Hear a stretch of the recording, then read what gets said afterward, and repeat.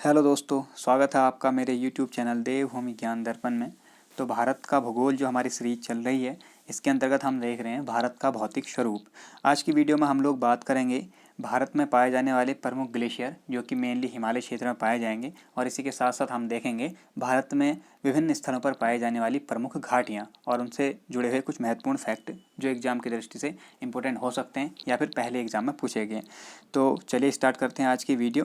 इससे पहले जो भी मैं वीडियोस कवर कर चुका हूं, उन्हें अगर आपने नहीं देखा है तो प्लेलिस्ट में जाकर उन्हें देख सकते हैं। तो चलिए पहले समझते हैं कि ग्लेशियर क्या होता है। ग्लेशियर को आपका हिमनद या बमक भी कहा जाता है, ठीक है। तो देखिए, पृथ्वी की सतह पर विशाल आकार की गतिशील बर्फ, जो विशाल आकार की होगी, जिसका साइज बहुत बड़ा होना चाहिए और अपने आप में गतिशील होनी चाहिए, यानी कि ये खिसक रही है, ठीक है। और सरक रही है तो गुरुत्वाकर्षण बल के कारण ढलान की ओर खिसकेगी, क्योंकि ये पर्वत चोटियों पे पाई जाएगी, पहाड़ों पर पाई जाएगी, तो नीचे की ओर खिसकती है। हालांकि इसकी गति बहुत ज़्यादा धीमी होती है, ठीक है। तो विशाल आकार की जो गतिशील बर्फ की राशि होती है, इसी को हिमानी या हिमनद या ग्लेशियर या फिर स्थानीय भाषाओं में अलग अलग जगह अलग अलग नामों से भी जाना जाता है। जैसे उत्तराखंड में से बमक भी कहा जाता है, ठीक है। तो ये चीज़ आप लोग ध्यान में रखना। आगे चलते हैं। हिमालय में औसत हिमरेखा की ऊंचाई। तो पहले तो ये समझिए कि हिमरेखा क्या होती है। देखिए, कोई पहाड़ है, सपोज कर लीजिए हमने महान हिमालय की एक चोटी ले ली, इसमें दो आपकी चोटियां दिखाई दे रही हैं। अब इसमें क्या है, यहाँ आपका धरातलीय क्षेत्र है और यहाँ से हम देखते हैं कि वनस्पति उगी हुई है। थोड़ा सा और ऊपर जाएंगे तो वनस्पति कम होगी या छोटे पौधे दिखाई देंगे। उससे थोड़ा ऊपर चले जाएंगे तो यहाँ केवल घास दिखाई देगी। उससे और ऊपर चले जाएंगे तो यहाँ केवल काई दिखाई देगी। इससे ऊपर का जो क्षेत्र है ये वाला, इस क्षेत्र में आपको बिल्कुल भी कोई वनस्पति दिखाई नहीं देगी, कोई जीव नहीं। तो यहाँ पे साल भर बर्फ रहेगी, ठीक है। तो ऐसी लाइन, ये वाली जो लाइन है जिससे ऊपर का क्षेत्र हमेशा बर्फ से ढका रहता है, उसी को कहा जाता है आपका स्नो लाइन या हिमरेखा। तो हिमरेखा की ऊंचाई जो होती है आपकी हिमालय क्षेत्र में अलग अलग है। पश्चिमी हिमालय की बात करते हैं, जिसमें आपका पंजाब हिमालय और मेनली कुमाऊं हिमालय आता है, ठीक है। तो यहाँ पर लगभग 3500 मीटर के आसपास है। जबकि पूर्वी हिमालय की बात करें तो पूर्वी हिमालय में जो हिमरेखा है लगभग 2500 मीटर के आसपास है। ये आपका महेश बर्णवाल जी का डेटा है। हो सकता है कि अलग अलग बुक्स में थोड़ा सा आपको डिफरेंट इससे दिखाई दे, तो आप लोग एक बार इसे सर्च कर लें, ठीक है। आई होप कि आप समझ गए होंगे औसत जो हिमरेखा होती है या स्नो लाइन वो क्या होती है। आगे देखते हैं, हिमालय के प्रमुख हिमनदों को देख लेते हैं। यहाँ पे जो चार्ट दिया हुआ है मैंने ऐसा ही कॉपी कर दिया, तो इसी को देख लेते हैं। यहाँ से जो मेन मेन हिमनद है भारत के, वो हमें पता चल जाएंगे, ठीक है।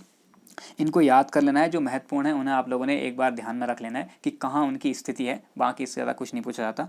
तो देखिए, सबसे पहला है सियाचिन। ये भारत का सबसे बड़ा ग्लेशियर है, भारत का सबसे बड़ा हिमनद है। इसकी स्थिति सभी लोग जानते हैं, इससे पहली वीडियो में ट्रांस हिमालय वाले में मैं कवर कर चुका हूँ। ट्रांस हिमालय की 3 श्रेणियाँ जो थी, इनमें से काराकोरम श्रेणी पर पाया जाता है आपका ये जो सियाचिन ग्लेशियर है, ठीक है। तो आप लोग देख सकते हैं यहाँ पे स्थिति लिखी हुई है काराकोरम। इसके साथ साथ आपको मैंने ये भी बताया था कि ट्रांस हिमालय की 3 श्रेणियाँ हैं, काराकोरम, लद्दाख और जास्कर, ठीक है। और जो कि आपका जम्मू कश्मीर और लद्दाख वाले क्षेत्र में पड़ती हैं। तो इसकी स्थिति है काराकोरम में और ये लगभग 76 किलोमीटर लंबा है, इसीलिए भारत का सबसे बड़ा ग्लेशियर है, ठीक है। इसके साथ साथ जो सियाचिन में अन्य बड़े ग्लेशियर थे उनको भी हमने डिस्कस किया था, जैसे बाल्टोरो है, हिस्पर है, बियाफो, बतुरा, ठीक है। ये मेन ग्लेशियर हैं जो कि जम्मू कश्मीर और लद्दाख वाले क्षेत्र में इस काराकोरम रेंज के आसपास पाए जाते हैं, ठीक है। इनकी स्थिति हम अभी मैप से भी समझेंगे।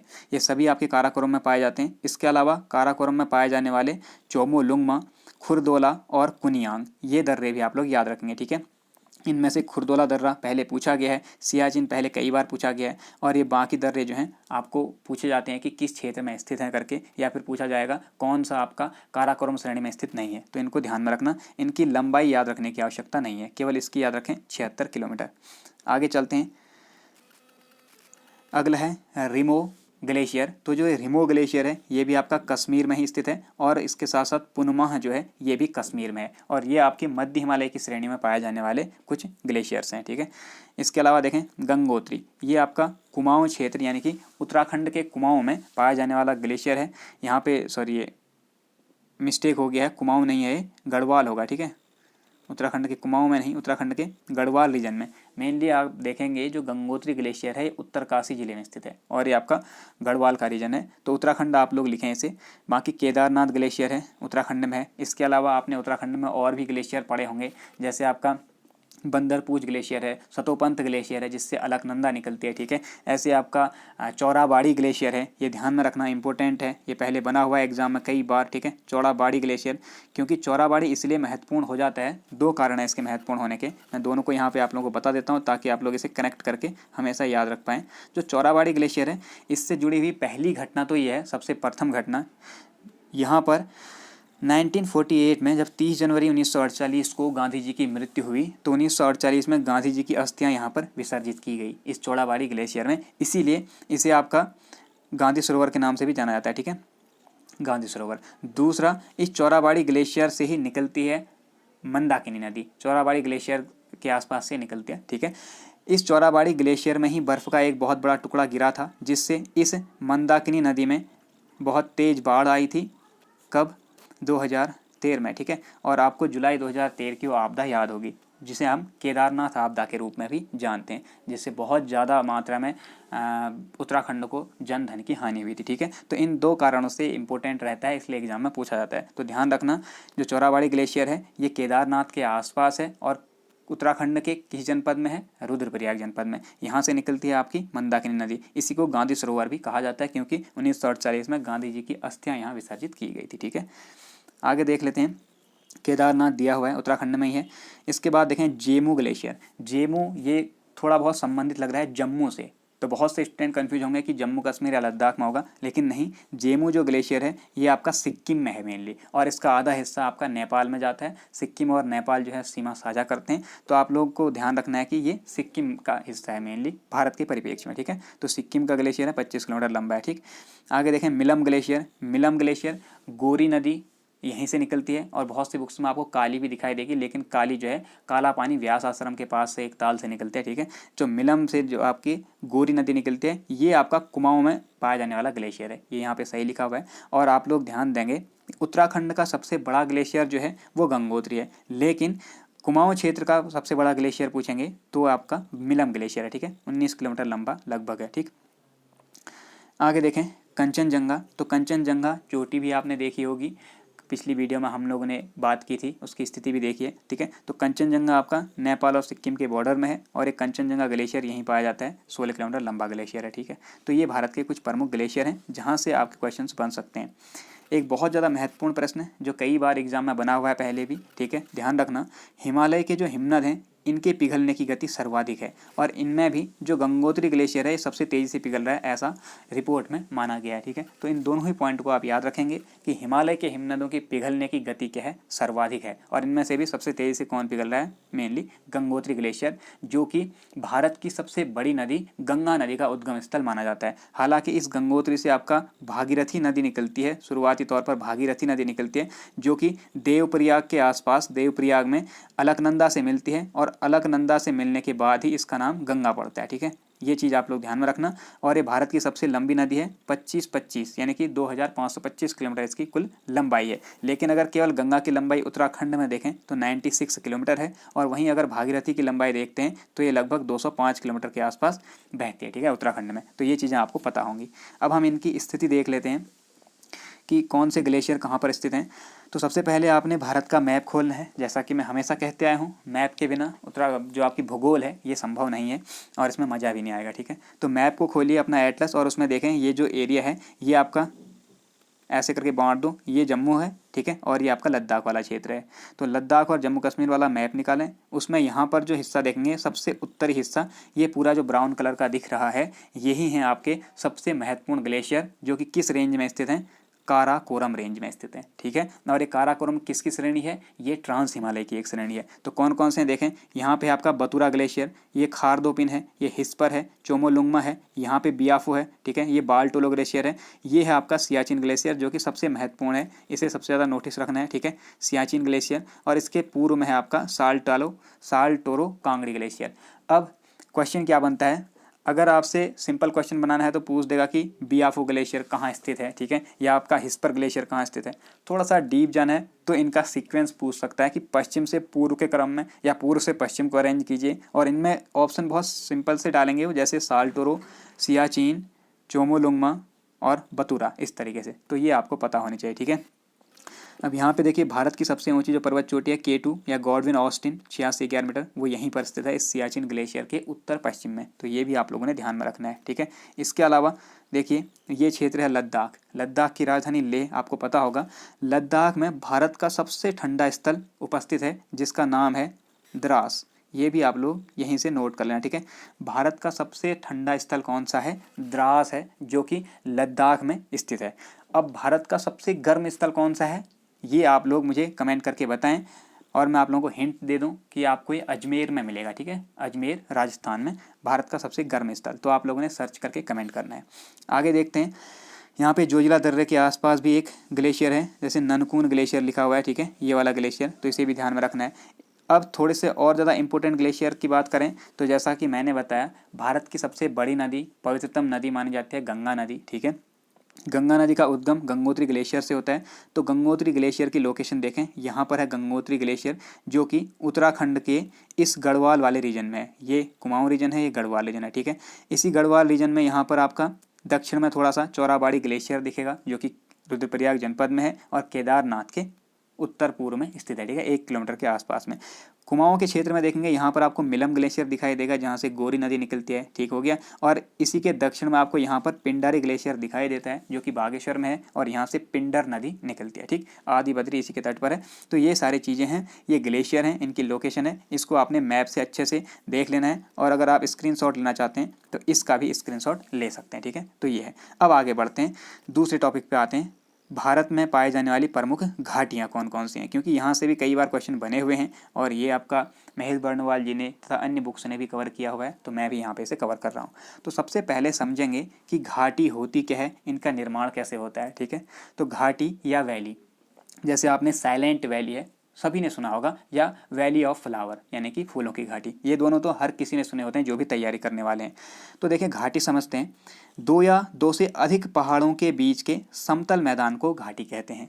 ये नदियों के उपजाऊ मैदान होते हैं, ठीक है। मैंने कहा कि 2 पहाड़ हैं, ये आपका महान हिमालय का एरिया ले लिया, 2 पहाड़। अब ये दोनों पहाड़ जहाँ मिल रहे हैं, ये वाला क्षेत्र, ये आया पहाड़, तो ये वाला जो क्षेत्र बना, यहाँ पर अगर कोई समतल मैदान बन जाता है और जिसमें पॉपुलेशन निवास कर सकते हैं, तो इसी को कहेंगे हम घाटी, ठीक है। अब जरूरी नहीं है कि घाटियाँ बिल्कुल ऐसे शेप की ही बनी। आकार के आधार पर घाटी को मेनली 3 टाइप में बांटा जा सकता है। ये पॉइंट मैंने ऐड नहीं कर रखा है, आप लोग ऐड कर लेना। घाटी को सामान्यतः है, ठीक है, कितनी प्रकार की घाटियाँ होती हैं? 3 प्रकार की घाटियाँ हो सकते हैं। कौन कौन सी? पहली आती है वी आकार की घाटियाँ, यानी कि वी वैली कहा जाता है जिसे। जैसा कि मैंने अभी बताया, ये 2 पहाड़ हैं, तो इनमें जो घाटी बन रही है इसका आकार कैसा बन रहा है? वी जैसा। तो ऐसी घाटियाँ होंगी वी आकार की घाटियाँ, ठीक। दूसरी घाटी होती हैं आपकी यू आकार की घाटियाँ, जो कि एक तरीके से जो ब्लॉक पर्वत होते हैं, ठीक है, ब्लॉक पर्वत धंसने से बनते हैं। हम अगली वीडियोज में उन्हें डिस्कस करेंगे, पर्वत में दर्रे में, ठीक है, ब्लॉक पर्वत क्या होते हैं। तो उनसे जो घाटी बनेगी उसे यू आकार की घाटी कहेंगे, ठीक। और तीसरी होती है आपकी, यू आकार को अच्छे से लिख लें, आप लोग समझ चुके होंगे यू आकार की घाटियाँ, ठीक है, ये। और तीसरी घाटी होती हैं आपकी समतल घाटियाँ, ठीक है। समतल घाटी क्या होती है कि ये होगा एक पर्वत और दूसरा पर्वत ये होगा, इसके बीच में समतल मैदान होगा। ये ना तो यू बन रहा होगा पूरी तरीके से, ना ही वी, ठीक है। तो ऐसी घाटियाँ समतल घाटियाँ कहलाती हैं। और इनके जो पहाड़ होते हैं इनके दोनों ओर, इनकी ऊंचाई काफ़ी कम होती है, या ये पठारी भाग भी हो सकते हैं, तो ऐसी घाटी समतल घाटी कहती हैं। तो ये आपकी मेनली आकार के आधार पर। लेकिन अगर हम घाटी के निर्माण की बात करें तो आप लोग ध्यान रखना भैया, घाटियाँ 2 प्रकार की हो सकती हैं निर्माण के आधार पर। 2 तरीके से मेनली निर्माण हो सकता है, अन्य प्रकार भी होंगे, लेकिन केवल 2 टाइप आपने याद रखने। एक तो होंगी आपकी सिंपली नदी घाटियाँ या हिमनद घाटियाँ, ठीक है। तो कैसे बनी कि कोई पहाड़ था, इसमें बर्फ़ जमा हुई और यहाँ से ये बर्फ़ पिघली, पानी बहा, तो इस नदी ने जहाँ जहाँ गई वहाँ के एरिया को काट कर अपने लिए स्थान बनाया, जगह बनाया। तो इसके जो जगह बनाई है इसने, यहाँ पर लाके रेत और कंकड़ आदि चीज़ें इकट्ठा करती रहेगी, तो इससे जो समतल मैदान बनेगा इसे कहेंगे हम नदी घाटी या हिमनद घाटी। दूसरी बनती हैं आपकी प्राकृतिक रूप से बनती हैं, ये होती हैं आपकी भ्रंश घाटियाँ, और ये बहुत ज़्यादा महत्वपूर्ण है। यहाँ से कई बार क्वेश्चन आते हैं, जैसे आपसे पूछ देगा कि निम्न में से कौन सी नदी की घाटी अपने आप में एक भ्रंश घाटी है, ठीक है। तो आप लोगों की कुछ घाटियाँ हैं भारत में जो कि भ्रंश घाटियाँ हैं, इनको आप लोगों ने याद रख लेना है, बाकी क्वेश्चन यहाँ से नहीं बनेंगे, ठीक है। तो मैं आपको भ्रंश घाटी के एग्जाम्पल दे देता हूँ। पहले तो आप ये समझें कि भ्रंश घाटियाँ क्या होती हैं। ये ऐसी घाटियाँ हैं जो नदियों के कटाव या बहाव के द्वारा निर्मित नहीं होती हैं। तो इनका निर्माण कैसे होगा? इनका निर्माण आपका भूगर्भिक क्रियाओं से होता है, ठीक है, भूगर्भिक क्रियाओं से इनका निर्माण होगा। तो भूगर्भिक क्रिया कहने का मतलब है, जैसे टेक्टोनिक्स हैं, ठीक है, यानी कि प्लेटें टकराई आपस में, प्लेटें टकराने से फिर दूर हटी तो उतना जो एरिया था ज़मीन का वो टूट गया, उसमें दरार आ गई। यानी कि एक तरीके से धरती जो फटती है तो उससे दरार आएगी, तो उससे जो घाटी निर्मित होगी उसी को कहेंगे हम भ्रंश घाटी। या आप कह सकते हैं कि समुद्र तल के दो हिस्से थे, ये ज़मीन के हिस्से, और ये एक दूसरे से अलग हो गए, दूर चले गए थोड़े से, तो इनके बीच में जो दरार उद्भेदन होगा या दरार बनेगी, इसी को कहेंगे हम भ्रंश घाटी, ठीक है। तो अब आपसे क्वेश्चन बनता है कि निम्न में से कौन सी नदी घाटी भारत की भ्रंश घाटी है। तो इसके एग्जाम्पल देख लें, इनको नोट कर लेना अपने नोट्स में, ठीक है, मैंने इसमें नहीं लिखा है तो नोट कर लेना आप लोग। जैसे सबसे फेमस भ्रंश घाटी तो आप लोगों ने सुनी होगी, नर्मदा घाटी। नर्मदा नदी की जो घाटी है ये भ्रंश घाटी है अपने आप में। नर्मदा नदी पश्चिम की ओर बहने वाली और अरब सागर में मिलने वाली भारत की सबसे बड़ी नदी है, ठीक है, यानी कि ये पश्चिमी घाट की ओर बहने वाली सबसे बड़ी नदी है, जो कि अपने आप में ज्वार नदमुख बना रही है, ठीक है। ये अपने आप में डेल्टा नहीं बनाती है, बंगाल की खाड़ी में गिरने वाली नदियाँ डेल्टा बनाती हैं, ये ज्वार नदमुख बनाती है, तो ये इसकी विशेषता है। इसके साथ साथ आप लोग ध्यान रखना, दामोदर नदी है, इसी के बगल वाली ताप्ती नदी है, ठीक है। इसके अलावा आपकी जैसे नर्मदा सोन नदी, ठीक है, तो ये भी है। और इसके अलावा जैसे चंबल घाटी है, चंबल की घाटी, तो चंबल नदी जो है इसके द्वारा जो घाटी बनाई जाती है ये भी आपकी इम्पोर्टेंट है, और जो भ्रंश घाटी का उदाहरण है। चंबल घाटी को सबसे ज़्यादा खड्ड वाली घाटी के रूप में जाना जाता है। ये प्रश्न पूछ चुके हैं पहले, MPPCS में प्रश्न बन चुका है, ठीक है, अगर आप लोग चेक करेंगे आपको मिलेगा। इसके साथ साथ भारत की सबसे बड़ी भ्रंश घाटी कौन सी है, नर्मदा भ्रंश घाटी है, ये प्रश्न पहले पूछा जा चुका है। ये सारे प्रश्न पहले आपके CPO NDA इस टाइप के एग्जाम्स में आ चुके हैं, इसलिए मैं कवर करा रहा हूँ। तो इतने एग्जाम्पल आप याद रख लेना भ्रंश घाटियों के, आपका कोई भी क्वेश्चन यहाँ से बन जाएगा, ठीक है। अब आगे चलते हैं कुछ महत्वपूर्ण फैक्ट घाटी के बारे में, फिर उसके बाद हम भारत की प्रमुख घाटियाँ देखेंगे। तो देखिए, विश्व की सबसे बड़ी और सबसे गहरी घाटी कौन सी है। कभी ऐसा क्वेश्चन बन गया तो ध्यान रखना, ग्रैंड कैनियन घाटी, जो कि कोलोराडो नदी USA में, यानी कि जो उत्तरी अमेरिका है, उत्तरी अमेरिका की कोलोराडो नदी के जो घाटी है उसे कहा जाता है ग्रैंड कैनियन, और ये विश्व की सबसे बड़ी और सबसे गहरी घाटी मानी जाती है, ठीक है। अगर वहीं एशिया की सबसे बड़ी घाटी की बात करें तो ये आपकी डांग घाटी है, ठीक है, डांग वैली कहा जाता है, DANG डांग वैली। ये कहाँ स्थित है ये ध्यान रखना, ये मैंने इसलिए कवर करवाया है यहाँ पे क्योंकि उत्तराखंड के जो अभ्यर्थी हैं उनके लिए इंपॉर्टेंट हो सकता है। आपने अगर यशवंत कटोच जी की बुक पढ़ी है तो वहाँ पर एक नाम आया हुआ है डांग और स्वीत घाटी, डांग प्लस स्वीत घाटी, ठीक है। ये इसको आप लोग जो उत्तराखंड का प्राचीन इतिहास है उसमें पाएंगे। तो ये जो डांग है वो इसी वैली के बारे में लिखा हुआ है। तो डांग घाटी मेनली आपका नेपाल की तराई में स्थित है। कहाँ स्थित है, नेपाल की तराई में, और इसका आधा हिस्सा, थोड़ा बहुत भाग, आधा तो नहीं, 1/4 कह सकते हैं, ये हिस्सा आपका उत्तराखंड में भी पड़ता है। तो उत्तराखंड और नेपाल की सीमा के आसपास स्थित है डांग घाटी, इसलिए ये महत्वपूर्ण हो जाती है क्योंकि ये एशिया की सबसे बड़ी घाटी भी है, ठीक है। यहाँ पे मैंने ऐड किया हुआ है नेपाल की तराई और उत्तराखंड, ठीक। इसके साथ साथ आप ये भी ध्यान रखना, भारत की सबसे बड़ी घाटी कौन सी है। तो भारत की सबसे बड़ी घाटी मानी जाती है कांगड़ा घाटी, जो कि हिमाचल प्रदेश में, ठीक है। कांगड़ा, कुल्लू मनाली, ये सारी चीज़ें आपने सुनी होंगी। तो कांगड़ा घाटी हिमाचल प्रदेश में है, जो कि भारत की सबसे बड़ी घाटी है। लेकिन अगर आपसे पूछना है कि भारत की सबसे गहरी घाटी कौन सी है, तो गहरी घाटी में थोड़ा सा यहाँ पर जो है सस्पेंस मिलता है। पहली बात तो गहरी घाटी, अधिकांश जो आपकी वेबसाइट्स हैं, अधिकांश डेटा जो है वो ये दिखाता है कि भारत में जो भागीरथी नदी, ठीक है, जिससे गंगा बनी, प्लस अलकनंदा, इन्हीं दोनों के मिलने से गंगा बनती है। तो भागीरथी और अलकनंदा नदी की जो घाटियाँ हैं ये भारत की सबसे गहरी घाटियाँ मानी जाती हैं। लेकिन कुछ जगहों पे मुझे ये भी देखने को मिला भारत की सबसे गहरी घाटी अराकू घाटी, ठीक है, अराकू घाटी, जो कि अपने आप में आंध्र प्रदेश में। तो ये भी आप लोग ध्यान में रखना, दोनों ही चीज़ें, ठीक है। वैसे मेनली यही होगा आपका भागीरथी और अलकनंदा की घाटी पूछा गया तो, ठीक। अब देख लेते हैं भारत की प्रमुख घाटियाँ कौन कौन सी हैं। तो पहला है आपका चुम्बी घाटी। देखो, जो आपका ये महेश बर्णवाल जी की बुक है और एक ज्ञानचंद यादव जी की जो बुक है, इनमें थोड़ी सी मिस्टेक हुई है। चुम्बी घाटी इनने लिखा हुआ है और इसको हिमाचल प्रदेश में दे दिया। लेकिन आपको मैं बता दूं, यहाँ से 3 चीज़ें आपने ध्यान रखनी है, ठीक है। क्लियर करा देता हूँ मैं आप लोगों को, ध्यान रखना आप लोग। पहली है चुम्बी घाटी, पहली आपकी चुम्बी घाटी, दूसरी है आपकी चंबा घाटी, तीसरी है आपकी चंबल घाटी। 3 घाटियाँ हैं। तो चुम्बी घाटी आपकी सिक्किम में है, सिक्किम राज्य में बहुत फेमस घाटी है। यहाँ से क्या बोलते हैं कि आपका इसमें बहुत सारे दर्रे भी हैं, ठीक है। और भारत और तिब्बत के बीच में ये एक विवाद रहा था, बाकी फिर ये बहुत पहले ही तिब्बत के अधीन आ गई थी चुम्बी घाटी। तो चुम्बी वैली इंपॉर्टेंट है, ये सिक्किम में। दूसरी चंबा घाटी, ये आपका हिमाचल में है, ठीक है, जिसमें आपका ये जो डलहौजी है, ठीक है, या फिर 1-2 और ऐसे पर्यटक स्थल हैं, जो मेन पर्यटक स्थल हैं वो यहीं स्थित हैं चंबा घाटी में। तीसरा है चंबल नदी की घाटी। तो चंबल की घाटी ये आपका मध्य प्रदेश में है, चंबल नदी के द्वारा बनाई गई घाटी, ठीक है। तो ये चीज़ें आप लोग ध्यान में रखना, तीनों। तो चलते हैं, पहला है चुम्बी घाटी, सिक्किम राज्य में स्थिति आपने सबसे ज़्यादा याद रखनी है। पहली बात आप यही ध्यान रखना कि कोई भी घाटी हम पढ़ रहे हैं तो उनकी केवल आपको लोकेशन कम से कम याद हो जाए कि भैया वो किस राज्य में स्थित है। बाकी पॉइंट याद रह सकते हैं तो ठीक है, नहीं तो कोई बात नहीं, ठीक है। तो सिक्किम में है चुम्बी घाटी, ये यहाँ पे चुम्बी पर्यटन स्थल भी है। साथ साथ नाथुला और जेलेपला दर्रा जो है, नाथुला दर्रा जेलेपला दर्रा, वो भी इसी घाटी में स्थित हैं और यहाँ के स्थानीय निवासी प्रोमोवा कहे जाते हैं, ठीक है। आगे बढ़ते हैं, दूसरी घाटी है कांगड़ा घाटी। भारत की सबसे बड़ी घाटी है, जैसा कि अभी मैंने कवर करवाया, ये हिमाचल प्रदेश में स्थित है, ठीक है। और प्रमुख जो सांस्कृतिक और पर्यटन स्थल धर्मशाला है वो इसी घाटी में स्थित है। धर्मशाला नाम से बहुत प्रसिद्ध स्थल है यहाँ पर, जो कि एक तरीके से पर्यटन स्थल है, ठीक है। तो ये कांगड़ा घाटी में ही स्थित है। आगे चलते हैं, मालना घाटी। तो मालना घाटी भी हिमाचल प्रदेश में है, इसे छोटा यूनान के रूप में जाना जाता है, ठीक। ऐसा क्वेश्चन बन सकता है, छोटा यूनान के रूप में प्रसिद्ध घाटी कौन सी है? मालना घाटी कहाँ है? हिमाचल में। स्पीति घाटी, तो लाहुल, स्पीति, कुल्लू, कांगड़ा, ये सब हिमाचल में, आपको पता होगा, ये भी हिमाचल में। और बौद्धों का प्रसिद्ध तांबो मठ इसी घाटी में स्थित है, स्पीति घाटी में है तांबो मठ, ठीक है। अगला है पांगी घाटी। पांगी भी हिमाचल प्रदेश में, यहाँ पर पंगवाल और भोटिया जातियों का निवास स्थान माना जाता है। तो हिमाचल में जो भोटिया जाति निवास करते हैं वो पांगी घाटी की निवासी है मेनली, ठीक है। अगला है कुल्लू घाटी, धौलाधर और पीर पंजाल श्रेणियों के मध्य स्थित है। धौलाधर, पीर पंजाल, मैंने बताया था मध्य हिमालय की श्रेणियाँ हैं, ठीक है। तो इन श्रेणियों के मध्य में स्थित है कुल्लू घाटी और इसे देवताओं की घाटी कहा जाता है, ठीक है। ये महत्वपूर्ण प्रश्न बन सकता है, देवताओं की घाटी के रूप में जाना जाने वाली जो घाटी है वो कुल्लू घाटी है, ठीक है। आगे चलें, नेक्स्ट है आपका सांगला घाटी। तो सांगला घाटी भी हिमाचल में है, इसे बास्पा घाटी के नाम से जाना जाता है। महत्वपूर्ण पॉइंट है, बास्पा घाटी सांगला को कहा जाता है। अगला है पार्वती घाटी, हिमाचल प्रदेश के कुल्लू में स्थित है।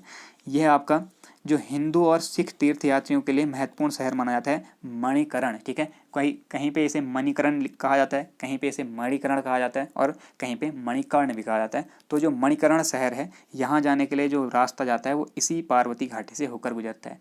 खास बात यह है कि जो पार्वती घाटी है यहाँ पे हॉट स्प्रिंग्स पाई जाती हैं, ठीक है। गर्म जल के झरने कह सकते हैं या फिर गर्म जलधाराएं कह सकते हैं, ये पाए जाते हैं। इसी कारण यहाँ पर भारत का भूतापीय ऊर्जा संयंत्र स्थापित किया गया है ताकि यहाँ पे शोध कार्य किया जा सके। तो किस घाटी में स्थापित किया गया है? पार्वती घाटी में, ठीक है। आगे चलते हैं, किन्नौर घाटी। किन्नौर देश की ओर राहुल सांकृत्यायन जी की एक पुस्तक भी है, ठीक है, एक रचना है उनकी किन्नौर घाटी की ओर। तो किन्नौर आपकी हिमाचल प्रदेश में है और ये हिमाचल प्रदेश के अंतिम गांव जिसका नाम है चिटकुल, इस गांव के लिए मार्ग प्रदान करते हैं। तो चिटकुल गांव को जोड़ता है ये किन्नौर घाटी, ठीक है। अगला है मरखा घाटी, ये आपकी लद्दाख जम्मू कश्मीर में स्थित है, यहाँ की प्रसिद्ध घाटी है मरखा घाटी, ठीक है। जुकू घाटी काफ़ी इंपॉर्टेंट है, जुकू घाटी ये आपका नागालैंड में स्थित है। अभी आप लोगों को पता होगा कि मणिपुर में जो एक केस हो रखा है, मणिपुर काफ़ी चर्चा में है और इसमें नागा जनजाति भी सम्मिलित है, ठीक है। तो नागा जनजाति भी उसी से जुड़ी हुई है और नागालैंड और मणिपुर सीमा साझा करते हैं। तो पूछ सकता है जुकू घाटी कहाँ स्थित है, क्योंकि यहाँ से जो है व्यापार होता है, ठीक है। अंतर्राष्ट्रीय व्यापार भी इन घाटियों से होता है, जो कि आपका म्यांमार और तिब्बत यानी कि चाइना के साथ होता है। तो ये काफ़ी इंपॉर्टेंट घाटियाँ हैं अंतर्राष्ट्रीय रूप से, तो इन्हें ध्यान रखना। जुकू घाटी। अगला देखें, युथांग घाटी। युथांग घाटी आपका गंगटोक जो कि सिक्किम की राजधानी है यहाँ पर स्थित है और इस घाटी को हॉट स्प्रिंग के नाम से जाना जाता है। तो यहाँ भी गर्म जलधाराएँ पाई जाती हैं, इसीलिए हॉट स्प्रिंग कहा जाता है गंगटोक की युथांग घाटी को, ठीक है। आगे चलते हैं, शांत घाटी। हर किसी स्टूडेंट ने जो भी तैयारी कर रहा है एग्जाम्स की उन सबको पता होगा शांत घाटी कहाँ है। इसे फेमस नाम साइलेंट वैली कहा जाता है, ठीक है। ये नाम सभी ने सुना होगा, साइलेंट वैली। तो ये कहाँ स्थित है? केरल राज्य में। अब केरल और तमिलनाडु में फैली है मेनली। तो केरल राज्य के पलक्कड़ या पालघाट जिले में पश्चिम घाट की नीलगिरी पहाड़ियों पर स्थित है। ये सारे पॉइंट याद रखने हैं कि कहाँ स्थित है। ये केरल राज्य, केरल और तमिलनाडु के सीमा के आसपास, ठीक है। कौन से ज़िले में? पालघाट या पलक्कड़ ज़िले में, और ये नीलगिरी पहाड़ियों पर स्थित है। यहाँ आने वाले प्रथम अंग्रेज अधिकारी थे रॉबर्ट वाइट, जो कि 1847 में यहाँ आए थे, ठीक। अब आप कमेंट करके बताएं कि साइलेंट वैली को यूनेस्को की विश्व धरोहर सूची में किस वर्ष सम्मिलित किया गया। ये आपके लिए आज का क्वेश्चन हो गया, ठीक है। आगे बढ़ते हैं, नेक्स्ट है फूलों की घाटी। फूलों की घाटी सभी ने नाम सुना होगा, चमोली जनपद उत्तराखंड में स्थित है और यूनेस्को की विश्व धरोहर सूची में इसे शामिल किया गया था कब? 2005 में, ठीक है। 2005 में से सम्मिलित किया गया। ये भी काफ़ी फेमस है, यहाँ पे बहुत सारी फूल की प्रजातियाँ पाई जाती हैं। 1931 में फ्रैंक स्माइथ के द्वारा इसकी खोज की गई थी, ठीक है, फ्रैंक स्माइथ। आगे चलते हैं, अराकू घाटी, जो कि मैं बता रहा था, इसे भारत की सबसे गहरी घाटी भी माना जाता है। कुछ बुक्स ने ऐसा कवर किया हुआ है। वरना अधिकांश जो डेटा है वो ये बताता है कि भागीरथी और अलकनंदा की घाटी जो है वो सबसे गहरी घाटी है। तो ध्यान रखना अराकू घाटी कहाँ स्थित है, आंध्र प्रदेश में स्थित है। यहाँ पे मैंने ऐड कर दिया है पॉइंट, भारत की सबसे गहरी घाटी, लेकिन इसे सस्पेंस में रखना, ठीक है। भारत की सबसे गहरी घाटी ये भी हो सकती है, वो भी। गलीकोंडा, रक्ताकोंडा, सुंक्रीमेंटा और चिंतामोगोंडी, इन पहाड़ियों से घिरी हुई है मेनली अराकू घाटी। तो 3-4 पहाड़ियाँ यहाँ पे पाई जाती हैं, ठीक है। अगली है कंबन घाटी। कंबन घाटी आपकी तमिलनाडु राज्य में है, जो कि वर्षुनाड, कोडाईकनाल आदि पहाड़ियों से घिरी हुई है। हम जब पहाड़ियाँ पढ़ेंगे दक्षिण भारत की तो उसमें मैं डिस्कस करके आपको सारी चीज़ें कवर करवाऊँगा, ठीक है। आगे चलते हैं। नेओरा घाटी, नेओरा घाटी भी कहा जाता है, नियोरा घाटी भी कहा जाता है, नोरा घाटी भी कहा जाता है, ठीक है। ये आपकी कलिंगपोंग यानी कि दार्जिलिंग पश्चिम बंगाल में स्थित है और 1986 में इसे राष्ट्रीय पार्क घोषित किया गया। तो केवल इनकी लोकेशन आप लोग ध्यान रखें, ये ज़्यादा जरूरी है। आगे है देखिए चंबल की घाटी। चंबल की घाटी जैसा कि मैंने बताया मध्य प्रदेश में 3 घाटियाँ हैं, चंबल, चुम्बी, चंबा घाटी, ठीक है। सबकी लोकेशन मैं बता चुका हूँ। तो चंबल की घाटी मध्य प्रदेश में है। चंबल नदी की घाटी अपनी गहरी खड्ड भूमि के लिए जानी जाती है। ये प्रश्न बन चुका है भैया, ठीक है। ये प्रश्न भी पहले बना हुआ है, बहुत महत्वपूर्ण है, आगे भी बन सकता है। तो ध्यान रखना, निम्न में से कौन सी नदी घाटी अपनी गहरी खड्ड भूमि के लिए जानी जाती है। तो सबसे ज़्यादा गहरी खड्ड भूमि के लिए चंबल नदी की घाटी, ठीक है। चंबल नदी है जिसमें आपका घड़ियाल पाए जाते हैं, मगरमच्छ सबसे ज़्यादा घड़ियाल पाए जाते हैं, ठीक। ये भी भूगोल में कवर किया हुआ है, आगे हम देखेंगे। अब देख लेते हैं भारत की कुछ अन्य नदी घाटियाँ जो कि आपके एग्जाम में बन सकते हैं। तो लोकेशन आपको कम से कम पता होनी चाहिए, जैसे जोहार घाटी, सोर घाटी, दून घाटी, नीलांग घाटी। ये कहाँ है, उत्तराखंड में। उत्तराखंड के सभी अभ्यर्थियों को पता होंगी। जोहार घाटी आपका पिथौरागढ़ में, ठीक है, भोटिया लोग यहाँ पे निवास करते हैं। सोर घाटी पिथौरागढ़ को कहा जाता है। दून घाटी देहरादून, नीलांग घाटी उत्तरकाशी, ठीक। यहाँ पर एक वुडन ब्रिज भी अभी अभी हाल ही में खोला गया था, बहुत सालों बाद लगभग ये खोला गया था नीलांग घाटी का ब्रिज। तो वुडन ब्रिज, उसको आप सर्च करके एक बार देख लेना, ठीक। अगला है देखें कश्मीर घाटी, नुब्रा घाटी, सुरू घाटी। ये कहाँ है, जम्मू कश्मीर राज्य में स्थित है। इनमें से जो नुब्रा घाटी है फेमस है, क्योंकि नुब्रा घाटी जो है नुब्रा नदी द्वारा निर्मित है, नुब्रा नदी। और ये कहाँ से निकलती है, आपकी सियाचिन ग्लेशियर से निकलने वाली नदी है। काफ़ी प्रमुख नदी है सियाचिन घाटी की, ठीक है, सॉरी सियाचिन ग्लेशियर के निकलने वाली। अगला है सिलीगुड़ी घाटी। तो सिलीगुड़ी कहाँ है, पश्चिम बंगाल में। तो सिलीगुड़ी घाटी भी कहाँ है, पश्चिम बंगाल में स्थित है। इसे भारत का चिकन नेक कहा जाता है, भारत की चिकन नेक, यानी कि जो आपका भारत का मैप देखें तो उसमें जो पश्चिम बंगाल का जो क्षेत्र बिल्कुल चिकन नेक जैसा दिखाई देता है, यानी कि मुर्गी के गर्दन जैसा दिखाई देता है, फिर ऊपर सर भी दिखाई देगा, तो वहीं पे एक घाटी स्थित है। इसलिए किस घाटी को भारत की चिकन नेक के नाम से जाना जाता है, पूछा जाएगा, तो आप ध्यान रखें सिलीगुड़ी घाटी, ठीक है। तो ये थी आपकी भारत की प्रमुख घाटियाँ और भारत के प्रमुख जो हैं ग्लेशियर हैं। वीडियो कैसी लगी कमेंट करके ज़रूर बताएँ, और अगर डेटा पसंद आ रहा है, वीडियो हेल्पफुल लग रही है, तो ज़्यादा से ज़्यादा वीडियोज़ को शेयर कर दीजिए, लाइक कर दीजिए। चैनल पे पहली बार आए हैं तो सब्सक्राइब कीजिए, बेल आइकन को दबाइए, जिससे कि आपको लेटेस्ट नोटिफिकेशन मिलते रहें। तो मिलते हैं नेक्स्ट वीडियो में, अपना ध्यान रखें, थैंक यू।